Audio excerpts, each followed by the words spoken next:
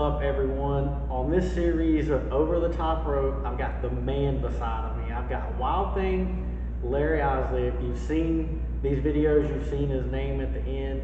We're going to talk to him and figure out a bunch of stuff about Wild Thing. And one of the things is you've been on a little 3-month break here. Well, I hurt my neck back about 3 months ago, but while I was out recouping that, my knee blew out on me. So now I'm rehabilitating the neck. I honestly don't know if I'll be able to wrestle again or not. Just depends on what the doctors say.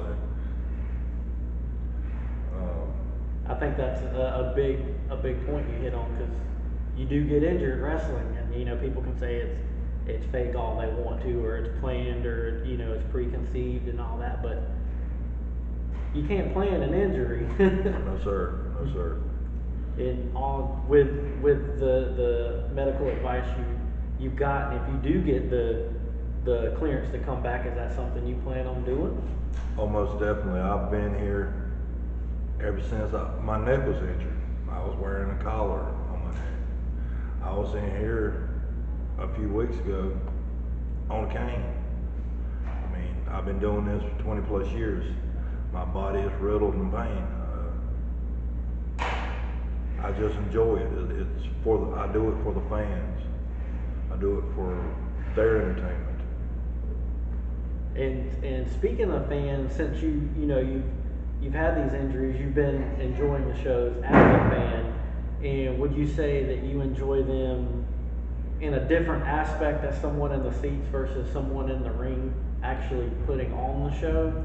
I would definitely rather be in the ring, but I get to sit back and watch what other people are doing, and if I'm able to come back, maybe I'll incorporate some of the stuff I've seen them do, because I'm old school and I might incorporate some of this new school stuff. Old school, new school. That actually brings up a good point, because thus far on Over the Top Rope, we've had a lot of younger guys, and you said you've been doing it 20 plus years. I think that is something we could touch on there. With how have you seen wrestling, independent wrestling, change or evolve over the last 20 years?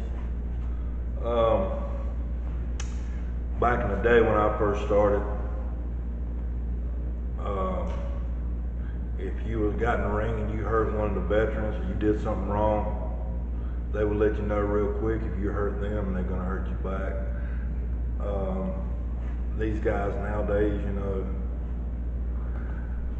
they're not really telling a story like the old days. Mm-hmm. They're in there and they're just going and doing a bunch of spots.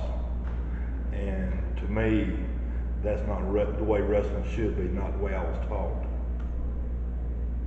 And speaking of wrestling evolved, you've been in it 20 years. Me and you actually met at a Legends visitation. Some people, wrestling fans, know Don Kernodles passed away a few months back, and that's actually how me and you met. And I wish, I did an interview with Don, but I kind of wish I could get his perspective on how it's evolved as well. How did you come to know Don Kernodles? Because I know there's a Don Kernodles story everywhere. I met Don Kernodles at H Speedway. His godson was over there racing, and I went in the pits after the race, and he said, "I'll be managing you." So when he did, I said, "Well, I can make that happen." So I went to a wrestling school the very next Monday and paid my dues to start wrestling. I started learning how to wrestle. I've been doing it for about 20 years. And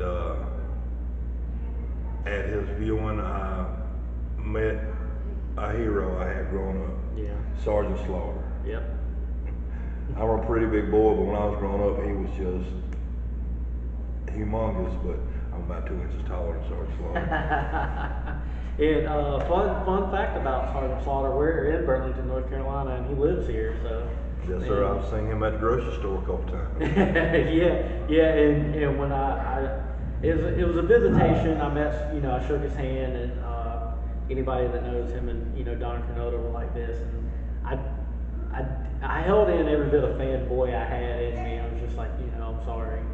I kept moving, but yeah, like you said, I bet a hero that somebody that I looked up to growing up as well. And it's just, I'd love to pick his brain about how he thinks it's evolved as well. We'll have to see if we can make that happen. There we go. Yeah, and as far as the independent thing, how do you see it different from, I guess, almost like promotion? Just different promoters. They allow their wrestlers to do certain things, and in other promotions, they don't allow them to do certain things.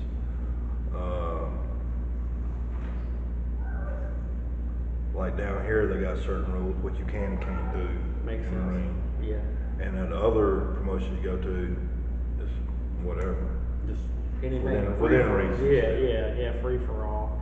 And I think that's something that a lot of people wonder. They just don't ask because they don't, they're not going to go up to a wrestler and be like, hey, are you allowed to do this kind of thing? So it's good to know that each promotion has its own different set of rules. So it's like each one's a little snowflake. Not one's the same, I guess, kind of a thing. Right.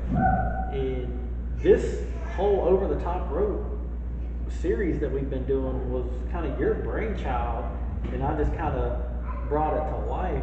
And I know that when we started talking about it, you said you didn't want it to be about you. Right. I mean, I didn't.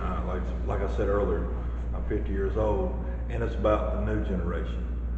I'm at the end of my career, if you will, as far as wrestling, and I want to promote as much as I can the younger generation. Now, I still got a few, what do you want to say? There's a few people I owe.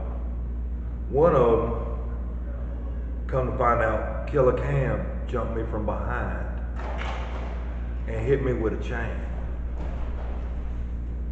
The other one, Chaos, my partner, known him for 20 years, and he turned on me. Now you let that doctor give me the okay to get back in this ring. I am coming for both of you. You can count on that. I'm a little taken back because I didn't know any of that. I knew you were jumped by someone. I didn't know who. And obviously, the last interview I did not go that well because Killer Cam and Chaos are absolutely insane.